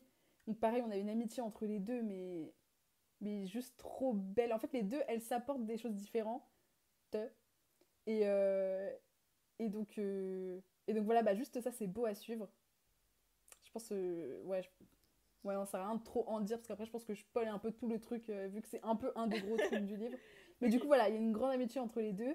La princesse aussi, elle va grandir, elle devient aussi super cool, parce que moi, au fait, au début, tu te dis, c'est un peu le perso un peu faible, un peu chiant. Et oui, c'est un peu ce personnage-là. Mais au final, même ça. elle, c'est un peu ça. Mais même elle, du coup, elle grandit. Et elle se débrouille super bien. Et c'est beau à voir, justement, quelqu'un qui a peut-être du mal à se... Bah, des fois, à se rebeller quand on a besoin, oui et non. Alors que de base, t'es pas une personne qui te rebelle. Enfin, voilà, ça, c'est beau à voir. Je vois. Et de voir une grande combattante comme la chef des guerrières. Et de juste... Enfin, en fait, il n'y a pas que des filles, d'ailleurs, dans ce groupe-là. Mais elle est quand même la chef de ce truc. Et c'est surtout, enfin, c'est les femmes, elles sont là, elles sont fortes, elles se combattent super bien. Mais déjà, même chez les Vikings, la femme, de toute façon, elle se bat et elle est super forte. Ok. Il y en a beaucoup. Ouais. Et du coup, bah, voir ce groupe-là, où eux, justement, genre, ils en ont un peu rien à faire que tu sois une fille ou un garçon. Ils ont un peu rien à faire que tu sois noir ou pas. Juste, t'es là, tu te combats, t'es fort et tu suis des bonnes valeurs, tu suis la chef. C'est à Et la valeur, tout le monde s'écoute. Ouais. Et voilà, bah, du coup, tout ça, ça rend que ces trois personnages féminins qui sont incroyables. Et pareil, bah, trois dans un même livre, c'est fou. On adore suivre ça. Et c'est un one-shot? Ouais, c'est un one-shot. Et c'est suffisant? Ouais, c'est suffisant, ouais. Ouais, t'en aurais pas... Ouais, c'est trop beau. Non, puis ça se finit bien, c'est beau, enfin, c'est Ouais. vraiment de l'amitié, de la famille, que ce soit la vraie famille ou un fan family, genre c'est beau. Dans des moments un peu horribles et tout. Franchement, j'ai adoré ce livre, il est trop bien. Et il suffit à lui-même, il est bien, il est parfait du début à la fin. Il n'y a Et pas trop de c'est longueur qui ni le rien. fils? Bah, du coup, c'est Willow Smith, mais je sais pas. Ah, Et c'est Jess Willow Endell, je pense Smith. que Jess Endell, c'est une écrivaine, je sais pas comment on dit. Mais Willow, elle voulait parler de cette histoire. En fait, au début, elle dit que elle voulait. Parce qu'elle est tombée sur des personnages. Parce que justement, chez les Vikings, tu parles jamais de. Bah, j'allais dire non, mais en final, dans la série Viking, C'est ce que il y j'allais a quand dire. même Björn qui tape une chicha. Donc au final, Ouais. des fois, on en parle un peu. À un moment Mais bon, donné, ça tu dure sais quoi, qu'il y a 3 eu, épisodes. il y a eu du Ouais, contact. voilà, tu sais exactement, tu sais qu'ils se sont rencontrés, tu sais qu'ils se sont vus. Mais Ouais. du coup, d'avoir vraiment une vraie histoire sur ça, c'est. Enfin, c'est fictif, hein. Mais il y a quand même enfin, les Noirs existaient quand même à ce moment-là. Enfin, il y a de toute façon, il y a du marché. Enfin, Oui. mais à Bah, moi, quel point j'allais on dire, ne est-ce sait pas, que... bah là, on sait. Parce que, ouais, je sais pas comment ça Enfin, se là, on sait. passait On encore à cette découvre. époque-là, les déplacements de population et tout, je sais pas trop. J'avoue, moi, je sais pas. Bah, je pense que c'est très, très, très léger, mais il y a quand même du commerce. Enfin, je pense que ça se fait. Ouais. Bon, en tout cas, c'est intéressant. Je trouve ça bien d'avoir pris... Enfin, d'avoir pris les Vikings comme exemple de communauté Ouais. où on arrive et tac, un personnage noir, ok, t'as jamais vu une personne comme ça de ta vie, qu'est-ce qui se passe quoi Ouais. dans cette communauté-là. Je trouve ça assez dingue. Ah, c'est bien. Mhm. Et voilà, Non, mais est-ce j'ai que bien j'ai un envie truc de à le lire. rajouter? Mais franchement, il est vraiment cool. C'est pas non plus genre un coup de cœur, genre le livre de l'année, mais non, je pense qu'il est bien pour te. Je sais pas. Enfin, moi personnellement, après, je sais pas, mais c'est des sujets qui me touchent un petit peu, quoi. Donc je trouve ça important d'en Ouais. lire quand t'as des œuvres comme ça qui sont bien faites en plus. Et puis au final, il y en a pas encore tant que ça, je trouve, des bouquins de fantasy où le personnage principal c'est un personnage noir. On en a pas Ouais. tant que ça, hein, au final. Mm. Je... Non, donc là, ça fait plaisir et voilà, elle est super forte. Franchement, incroyable, voilà. J'ai fini. J'adore. Eh bien, maintenant je vous emmène à Rome. On a Oh, vraiment mon fait le voyage! tour, on a voyagé. Je vous emmène à Rome et alors c'est un livre dont j'ai déjà parlé dans l'épisode le bilan de mars, donc l'épisode 5 et aussi un peu sur Instagram. Donc je suis désolée, je vais vous saouler encore un tout petit peu avec la duologie conjuration de Bleu Guillou, mais un tout petit peu. Je vous refais juste un petit résumé et je parle pas trop longtemps parce que du coup je Et la sais que j'en prochaine ai fois, c'est déjà moi. parlé. C'est moi qui en parlera. C'est ça, parce que je la force à les lire. Non, en plus, je te force même pas parce que je pense que tu les aurais. Enfin, ils te donnent envie, Ouais. quoi. Bah, c'est moi, Ouais. je te dis, ah, tu me le passes. Alors que normalement, c'est toi qui me dis, Ouais. ah, tu devrais lire ça. Voilà. Là, pour une fois, c'était dans l'autre sens. Mais donc, petit résumé. Donc, on suit une otage qui est donc Livia. j'ai pas noté, oui, c'est Livia, qui est intégrée à la noblesse de l'Empire. Alors, l'Empire s'appelle Urbs, un peu dur à dire, hein, je sais pas si tu veux bien. C'est un similo-copié de l'Empire romain. Et là, pour le coup, l'autrice Blen Guillou, elle est passionnée et aussi, je crois qu'elle a fait un master et tout, dans l'Empire romain et tout ça, dans la culture gréco-romaine, tout ça. Donc, c'est pas du tout comme le livre avant dont je parlais, La Cité de soie et d'acier, où je pense qu'ils ont fait un melting pot de plusieurs choses parce qu'ils voulaient juste renvoyer un imaginaire qui ressemblait un peu au Moyen-Orient. Là, c'est quelqu'un qui, au contraire, connaissait parfaitement son sujet. En fait, je pense que ce qu'elle voulait faire, c'est écrire un livre euh, sur, vraiment, qui se déroule dans l'Empire romain. Seulement, elle voulait aussi de la magie. Donc, elle a ajouté un petit peu. Voilà.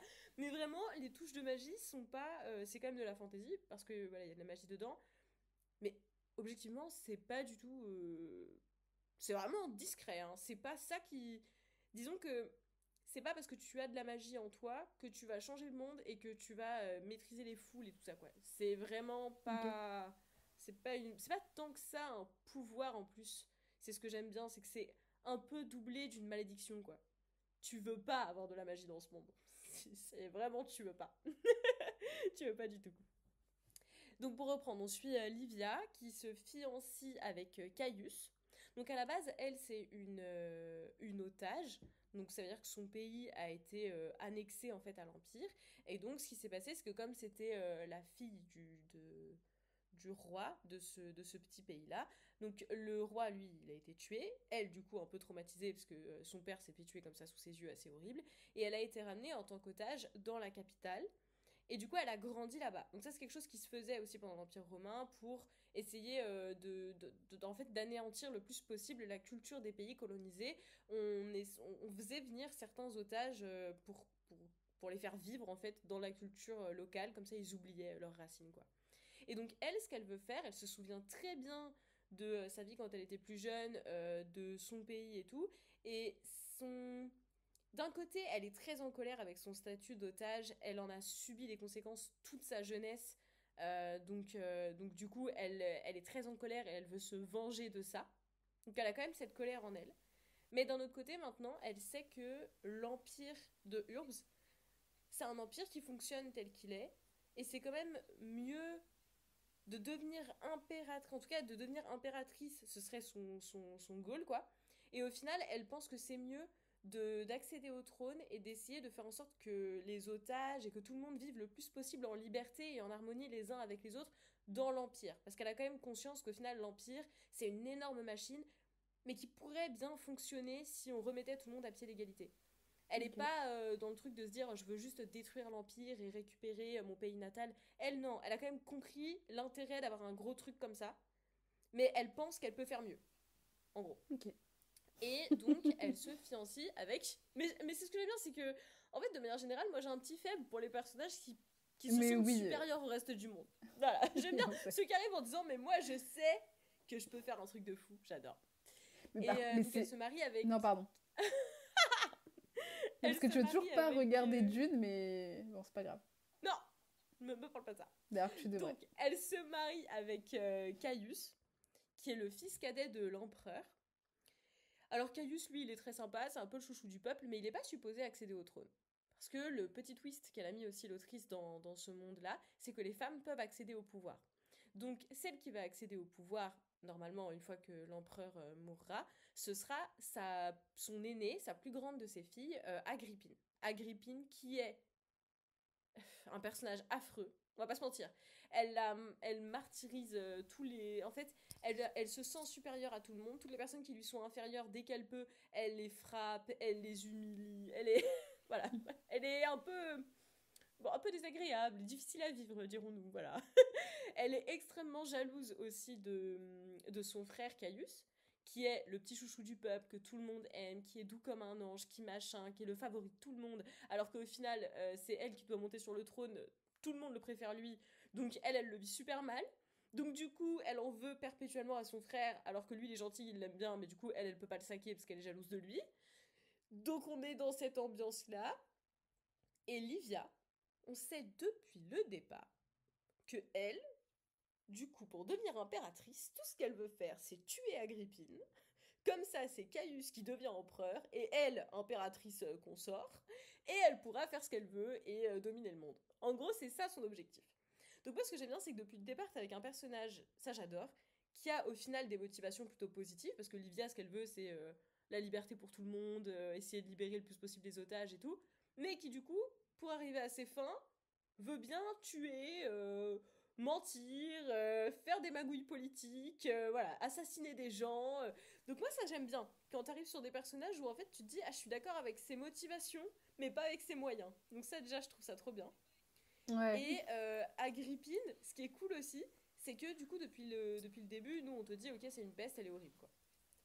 Et d'un autre côté, le principal argument que nous donne Livia, enfin que nous donnent les autres, pardon, c'est de toute façon, elle est hyper centrée sur sa personne, hyper égoïste. Elle est sûre que tout le monde veut toujours la tuer pour pas qu'elle accède au pouvoir. Elle est hyper stressée pour tout et tout, elle exagère. Alors que toi, tu sais que ton personnage principal, en effet, son objectif, c'est de l'assassiner. Donc, t'as quand même un peu ce double truc de te dire, ok, mais en plus, le personnage Agrippine qu'on me présente comme étant le méchant de l'histoire, quoi, la grande méchante de l'histoire, en fait, elle a quand même des bonnes raisons de s'inquiéter, parce que nous, on sait que notre personnage principal, il veut quand même la tuer. Donc, finalement, est-ce qu'il y a personne qui est parfait, quoi. C'est ça. Est-ce qu'elle Ils ont juste tous leurs raisons. Est-ce qu'elle a vraiment si tort que ça d'avoir peur? Voilà, c'est plein de trucs comme ça. Et j'ai trouvé ça, mais merveilleux. En fait, ce que je trouve hyper intelligent dans le livre, c'est que ces deux femmes, elles sont très différentes. Enfin, leurs motivations sont très différentes, mais au final, de caractère, elles sont très proches. Elles sont toutes les deux prêtes à se battre pour ce qu'elles veulent et tout ça. Et donc, justement, l'autrice, elle est très intelligente parce qu'il y a un moment dans le livre où, en gros, elles se détestent. Et en fait, il y a comme ce moment dans le livre où elles réalisent quand même qu'elles se ressemblent. Alors, du coup, je vais pas aller plus loin. Après, vous vous débrouillez avec ça. Mais du coup, il y a cet écho entre ces deux trajets un peu de vie là que je trouve mais tellement pertinent, tellement intelligent. Et c'est des livres, enfin, en fait, c'est une duologie hein, et qui est pas très longue. Je sais pas, ils font combien de pages ces bouquins? Ouais, ils sont petits. Ils sont pas si longs. Et pourtant, c'est des évolutions de personnages comme j'en ai jamais vu. J'ai très rarement vu des personnages évoluer de manière aussi cohérente et aussi folle. Parce que vraiment, mais des personnages qui changent de A à... Enfin, vraiment... Et en plus, qui passent par des hauts, des bas, il y a des trahisons dans tous les sens. Toi, tu te dis, mais non, ça peut pas réarriver. Et si, on te la met à l'envers. Vraiment des trucs dans tous les sens. Et c'est quand même cohérent. Et c'est quand même pas trop long. Enfin, vraiment, mais elle maîtrise son ouvrage de A à Z. C'est incroyable. C'est fort. Je trouve ça d'une perfection. Franchement, je trouvais ça fou. Et donc ça, c'était je pense que c'est ma meilleure lecture de l'année pour le moment.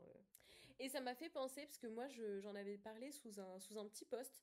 Si vous voulez aller voir, parce que je crois qu'il y avait quand même 2-3 bonnes idées. C'était un post de Nina Gorlier sur Insta, qui avait fait un carrousel. C'était l'importance d'avoir des personnages féminins méchants. Et du coup, il y avait pas mal de personnes qui avaient parlé justement de Conjuration, parce que ça tombait plus ou moins au moment de la sortie du tome 2. Donc, moi, je vous conseille d'aller voir, parce qu'il y a quand même 2-3... disons qu'il y avait 2-3 propositions qui étaient sympas. Déjà, évidemment, Nina Gorlier, elle avait parlé de son livre Le Reflet Brisé, que j'ai lu aussi, dont je vous ai déjà parlé vite fait, qui est une réécriture de Blanche-Neige, mais du point de vue de la méchante reine, dont j'aurais pu vous parler aussi, mais rien ne dépasse Conjuration, donc j'étais obligée de parler de Conjuration. Mais pareil, Le Reflet Brisé, une très très bonne méchante, très très bien aussi. Mais évidemment, il y a Cersei qui revenait énormément dans les commentaires des meilleures méchantes qu'on n'a jamais vues. Alors, surprenamment, il y avait Maléfique de... Tu sais, de La Belle au Bois dormant. Ouais. Pourquoi surprenant? Alors, je pense que du coup, c'était plus les films, enfin les nouveaux films avec des humains, quoi, que le dessin animé. Parce que sinon, dans le dessin animé, elle est forte, mais... Elle est pas assez j'avoue que je sais pas. Tu vois ce que je veux dire? Je crois que j'ai jamais vu La Belle au Bois dormant. J'ai vu... Waouh, je sais pas si c'est vrai. La Belle au... C'est vrai, là, ça le me parle Disney pas, de quoi. base, là, il est mais je l'ai forcément vu, hein, mais j'ai zéro souvenir à part le prince, quoi. Ouais. Mais c'est tout ce que je vois, hein, sinon... Mais du coup, Maléfique, oui, avec les films, mais j'ai vu que un. Du film Maléfique, j'imagine. Parce que ça je pense aussi, parce que si pour toi, dans le dessin animé, elle est pas... elle arrive avec son corps. Pour moi, c'est une grande méchante. Mais oui, c'est une grande méchante, mais elle est pas très profonde, quoi. Je veux dire, on la voit 2 scènes, tu vois. Et ensuite, Ah oui, bah oui, donc forcément les gens parlent du film, vu que Maléfique, c'est... Bah voilà, mais par contre, moi, j'ai pas vu le film. Autour de... Je sais pas bah, si... le 1 était trop bien dans mes souvenirs, mais je me rappelle plus très bien, juste que j'avais bien aimé. Mais du coup, elle est vraiment méchante dedans? Bah, c'est que je me rappelle plus trop, mais oui, pour moi, elle est méchante, mais...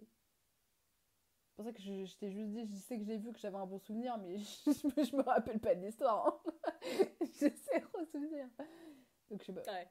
Mais je sais que j'avais quand même bien aimé, mais pour moi, c'était une méchante, donc oui. Mais c'est une méchante, tu t'apprends à l'aimer, quoi. C'est comme dans Once Upon a Time. Ouais. Tu vois, elle est méchante, mais tu t'apprends à l'aimer. Ben, du coup, là, je sais pas si... Bah, typiquement, dans Conjuration... Je sais pas si tu vas jusqu'à apprendre à les aimer, juste tu comprends ce qui se passe dans leur tête, mais... Bah après, même on Cersei, les aime, tu vois, mais jamais tu ils vas sont pas bons. genre. Je la déteste. Ouais. Voilà. Mais on c'est ce que j'avais à dire. Moi, je la déteste, mais je l'adore. Oui, mais voilà, mais c'est ce que je dis, genre t'as des méchants, tu les détestes, mais tu les aimes. Ouais, mais moi je trouve ça bien quand même qu'on ait des personnages de méchants. En fait, je pense que souvent on a des personnages féminins qui sont gentils, parfaits et tout, et souvent dans la protection des autres. Oui. Moi je pense que cette image de la protection, ça vient vachement avec l'image de la mère. Ouais. Nous, les femmes, on est faites pour être maman. Mais non, mais c'est ça, du coup, t'es fait pour être maman, t'es fait pour aimer ton prochain et pour prendre soin des autres et tout. Et du coup, je trouve ça hyper important d'avoir de temps en temps des personnages vraiment fondamentalement méchantes qui ne sont pas dans la protection des autres. Parce que je trouve que c'est bien de montrer d'autres facettes de la féminité que juste ça, quoi. Donc c'est pour ça que je trouve ça intéressant. Et je pense que c'est pour ça aussi que le personnage de Cersei, il est autant apprécié, parce qu'au final, elle arrive à faire les deux. C'est une mère méchante. Et on n'en a pas tant que ça. Ouais, juste elle a un ego surdimensionné, quoi, je la déteste. Ouais, c'est ça. Oui, mais elle a l'impression, dans son microcosme étrange, que toutes les décisions qu'elle fait, c'est pour protéger ses enfants. Oui, alors que c'est... Enfin, oui et non. Alors que non. Il y a un truc qui est vrai, et après, il y a juste parce que tu oses t'attaquer à ses enfants, à elle. Genre, c'est pas juste ses enfants. C'est ses enfants à elle. Oui, voilà, c'est ça. Donc oui, je vois totalement ce que tu veux dire. Ouais. Mais voilà, moi j'ai fini moi pour mes petits... T'en as un dernier toi? Bah ouais, moi j'en ai un dernier, bien sûr. Bah, The Poppy World de R.F. Kuang. Trop hâte de le relire en français cette fois, parce que je l'ai lu en anglais. Mais du coup, voilà. Pour la petite histoire. Donc on est avec Rin. Rin, orpheline, dans un empire en guerre. Et donc elle vit dans un village oublié, avec sa tante, il me semble, et son oncle. Et comme bah, eux, en fait, se retrouvent avec elle, bah, au final, ils veulent juste se débarrasser d'elle en la mariant. Voilà. Chouette. Et elle dit, ouais, un vieil homme, là, parce qu'ils veulent se débarrasser d'elle. Et du coup, elle se dit, bah non.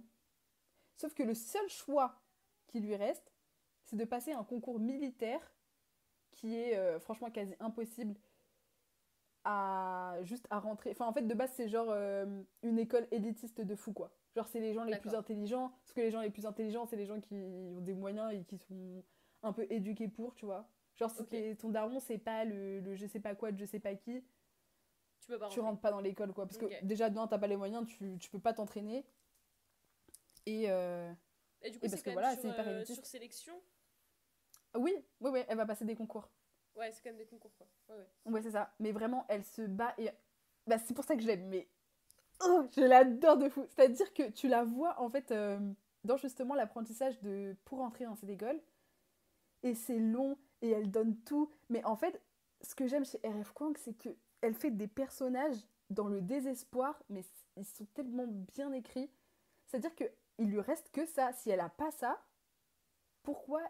Personne n'a envie d'être marié à un vieux mec. Enfin, c'est pas ce que tu veux, on t'a rien demandé. Et le seul truc qui fait que tu peux t'en sortir, c'est d'aller dans cette école. Et du coup, elle donne tout. C'est-à-dire que si il faut ne pas dormir, elle va pas dormir. Si elle doit avaler mais je ne sais combien d'encyclopédies, elle va le faire. Et tous les moyens... J'ai cru qu'elle devait manger des trucs. J'étais partie en Koh-Lanta là, quand tu manges des vers vivants.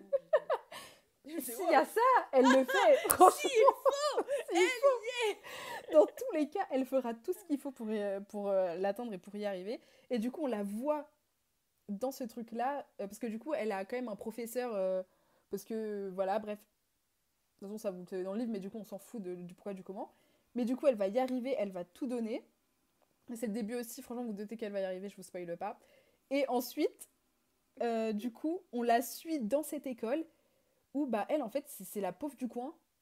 Donc forcément, elle est harcelée de fou, enfin tout le monde la prend pour une grosse merde. En plus de ça, elle est foncée de peau. Donc eux, pareil, ils sont pas bien vus en Asie, parce que c'est en Asie là-bas où faut être clair, faut être... si tu veux être quelqu'un de bien, tu vas être mieux, bah faut être clair, quoi. Genre, et elle, du coup, bah, elle est foncée de peau, ça va pas. Elle est pauvre, ça va pas.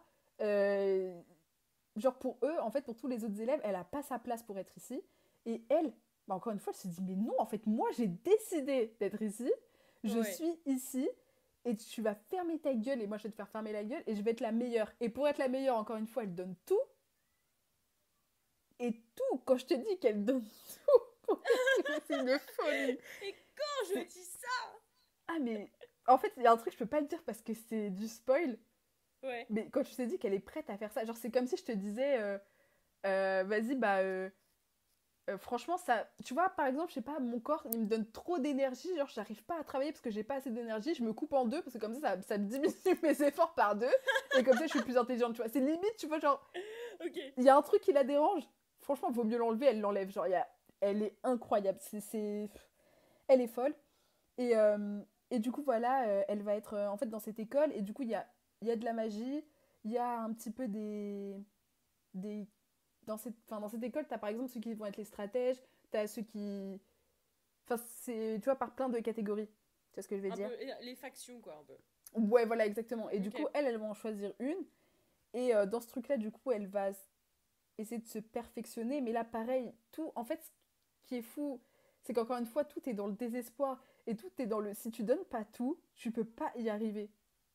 Ouais. Et donc, elle donne tout. Okay. Sauf que le problème, et qui fait que c'est un personnage que j'adore, je pense vraiment que c'est mon personnage préféré, tous confondus, c'est que, bah, en fait, tout ce désespoir et toute cette colère aussi que ça... que du coup, ça lui inflige, parce qu'au final, il y a toutes les... Enfin, toutes les... Comment on dit? Quand c'est injuste. Les injustices? Les injustices. Ah, ok. J'avais pas de que j'avais le mot. Je me suis du coup, tuée. toutes les injustices qui amènent de la colère. Attends, j'avais... Ah oui. La souffrance, la perte des choses. Et en fait, tout ça, ça entraîne aussi un peu une folie. Et en fait, tout ça, ça va la rendre... Dans tout son pouvoir, ça va la rendre extrêmement forte. Mais du coup, c'est un peu un cercle vicieux où du coup, bah, tout ça, c'est trop, c'est énorme et c'est pas bon. Du coup, tout explose. Mais du coup, elle est à la fois incroyable et à la fois hyper dangereuse. Genre, c'est une bombe à retardement. Et quand elle explose... En fait, tu vois la tension. Elle explose. Oui, exactement. Ce qui est un peu aussi dans le même truc de Babel. C'est ça que franchement, cette autrice, elle est incroyable. Parce que pareil, c'est encore un truc qui monte. C'est vraiment un effet boule de neige de fou. Du rythme ouais, aussi voilà. Qui est fou. C'est ça, tout est intense. Parce que là, pareil, t'es aussi dans un... Enfin, t'es dans une guerre. Toi, t'es dans une école. Donc, je suis Rin avec ses propres problèmes. Mais autour de ça, il y a une guerre qui se passe. Donc en fait, tout est dramatique et tout est plein de tension et tout est fou.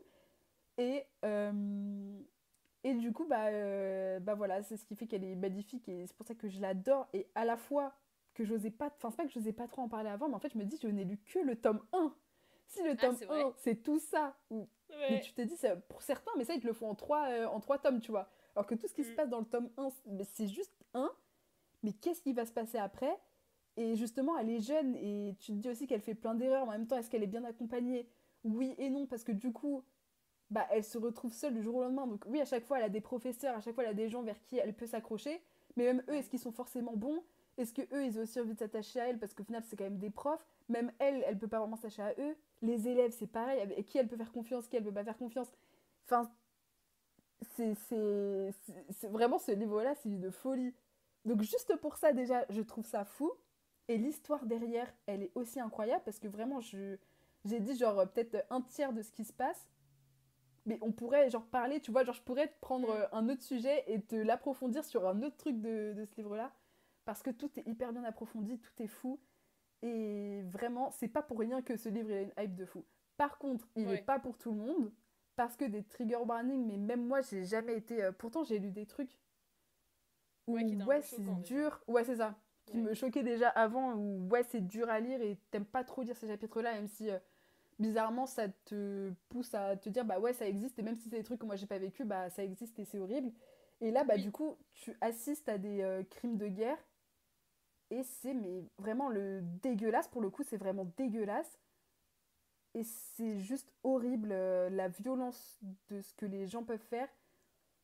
Et du coup, bah, il y a tout ça qui est mélangé et, et juste voilà. Et c'est une C'est, trilogie. ouais, c'est une trilogie. Donc là, je me dis, le tome 2, ça va C'est être énorme ce qui fou. se passe dans le tome Et 1, du coup, là. oui, dans le tome. Ouais, parce que vraiment, là, je te parle que de elle, mais parce que l'histoire, elle avance aussi. Et moi, mais. Ah, mais c'est un truc de fou. Même des fois, moi, enfin, je sais pas, quand j'ai lu le tome 1, je me suis dit, mais c'est pas possible, il y a les 3 dans le tome 1. Je me suis fait avoir, en fait, j'ai lu l'intégrale. C'est pas possible. Mais non, il y a bien une suite.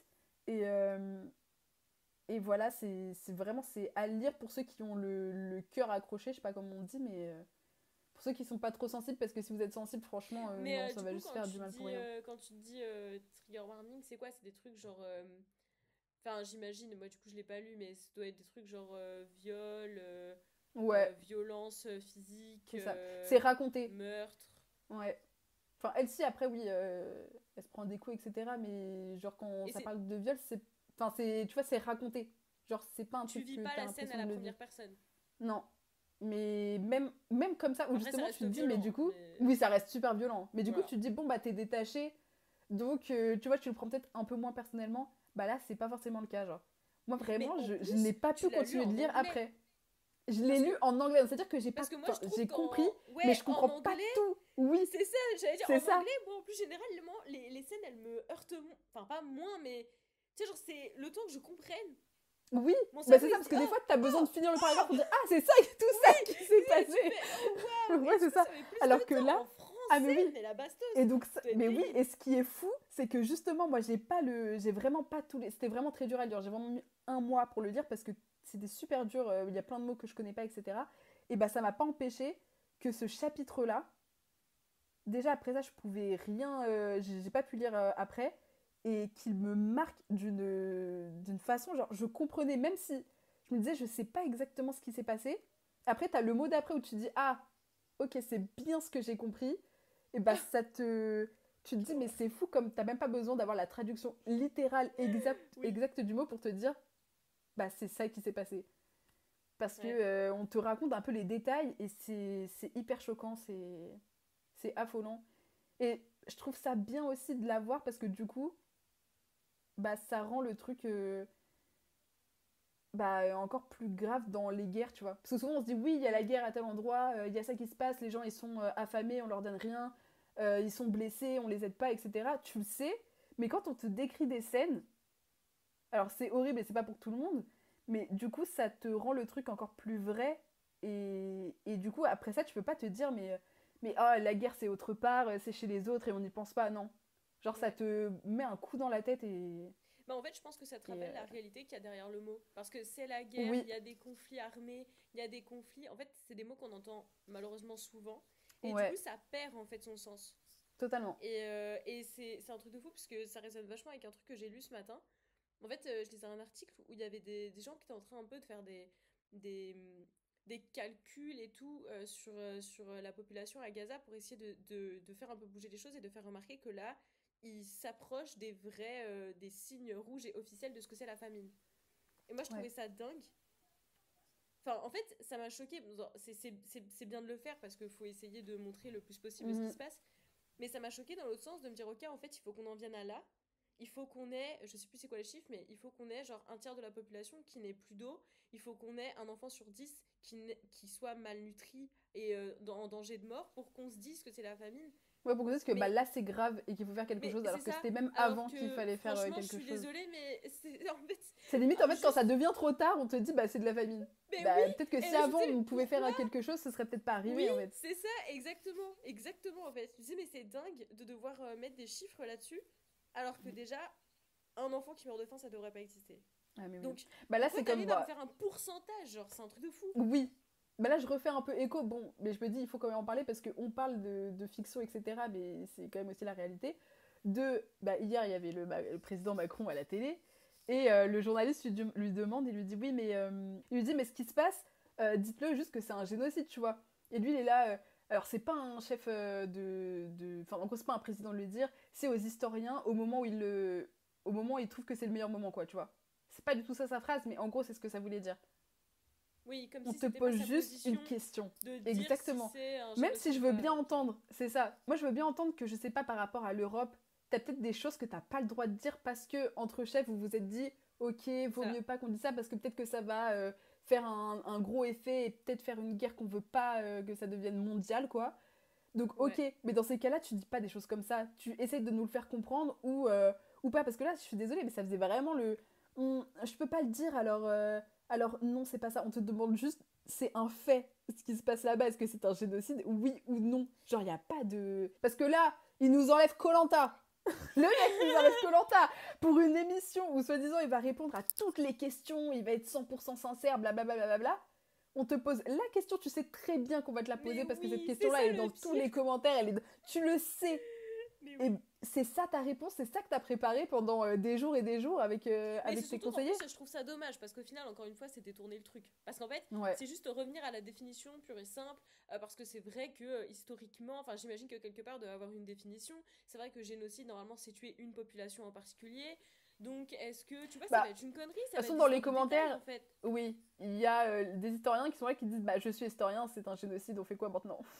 Maintenant tu assumes que c'est ça ou tu te recaches derrière autre chose? Depuis qu'on a enregistré l'épisode, j'ai pu aller écouter moi-même ce que Macron avait dit parce que à l'époque, quand on a enregistré, j'avais toujours pas eu le temps. Et donc moi, mon avis, c'est quand même que le président a utilisé des termes qui, moi, je trouve, sont tout de même assez forts. Donc pour moi, il n'a pas complètement minimisé le conflit. Il a quand même dit que c'était une honte. Il a quand même condamné ce qui, pour le moment, est perpétré par l'État israélien. Pour autant, c'est vrai qu'il a refusé d'utiliser le terme génocide et sur ça, je rejoins complètement Florine, du fait que, comme c'est exactement ce qui se passe, en fait, c'est quand même minimiser le conflit que de refuser d'utiliser ce terme qui est en effet atroce, mais qui est pourtant la réalité de ce qui se passe. Donc voilà. Évidemment, allez vous forger votre propre opinion en allant écouter vous-même. Moi, j'ai trouvé ça très facilement sur YouTube, donc c'est vraiment facile d'accès. Voilà. Mais du coup, d'autant plus c'est important de justement lire des bouquins un peu engagés et tout qui parlent de conflits et tout, Oui, parce que voilà, bon, c'est un petit peu, exactement. c'est un peu triste parce que je trouve que nous, à notre échelle, on peut pas faire grand chose. Non, Voilà, malheureusement. mais du On coup, fait ce qu'on peut. je pense que le minimum qu'on peut faire, c'est essayer de se tenir informé Ouais. et justement peut-être essayer de se trouver des lectures et de partager le plus possible ça, parce qu'il faut se dire que ça va peut-être après atteindre d'autres populations et d'autres gens qui vont lire d'autres choses. Et c'est comme ça que ça marche la culture aussi, hein, c'est de Oui, promouvoir un peu exactement. des... Voilà. Voilà. Mais, Mais du coup, ça c'était la grande parenthèse, Mérine est incroyable. c'est vrai que c'est Voilà. une très grande parenthèse. Juste pour dire qu'on est contente parce que Florine, elle va voir Rêve Kwang aux Imaginales. Ouais. Oh, une folie. Je vais être comme une folle. Mais Hello, franchement, Rebecca. tu sais déjà ce que tu vas lui dire, t'as préparé ta petite phrase en anglais et tout. Mais je t'ai dit, pour moi, dans ma tête, je vais lui parler pendant 10 minutes. Je vais parler en anglais pendant 10 minutes et je vais juste bégayer dans la réalité et dire Hello, please sign my book. Two books. Tout books. You're I love amazing. your You're a books. genius. C'est tout. Ils vont me dire Mais dégage. Ils vont me dire Mais sors de là. Oh là là. Mais voilà. Bon bah sinon notre épisode arrive gentiment à sa fin. Enfin moi j'ai Mais parlé oui. de... Voilà tout ce que j'avais à dire. C'est parfait. Ben merci de nous avoir écoutés. Si vous avez des livres, des conseils, des recommandations avec des personnages féminins en fantasy, du coup parce que là on était très très fantasy, qui vous ont marqué, que vous voulez Oui. que nous on lise, voilà, peut-être des conseils pour nous ou des trucs comme ça, ou si vous en avez lu parmi notre sélection. Je sais pas si t'as d'autres. Mais oui. Si Dites-nous. vous-même, vous pensez que vous êtes une femme qui mérite d'être connue, dites-le nous. Mais oui, mais parlez de vous. Pourquoi vous êtes une femme extraordinaire? Si vous êtes votre propre personnage féminin préféré, mais dites-le. On se rejoint sur TikTok, sur Instagram, sur YouTube. On se fait des gros bisous. Et on se dit à la prochaine. Bisous.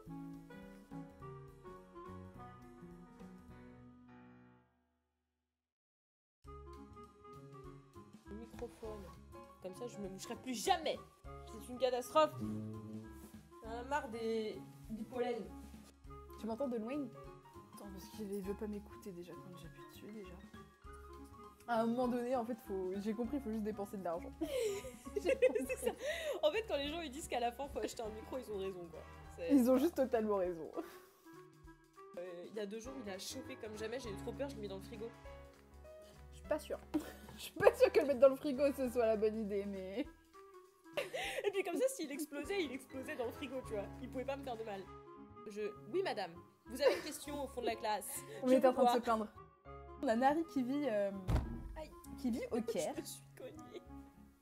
Bah comme toi, sans faire de bruit. Je t'écoute, pardon. Est-ce qu'on est dans une... Putain, c'est quoi le mot? Mais non, mais je perds tous les mots. À l'aide. Ouvre-moi. Mais qu'est-ce qui lui arrive? Ouvre-moi. Ouvre-moi.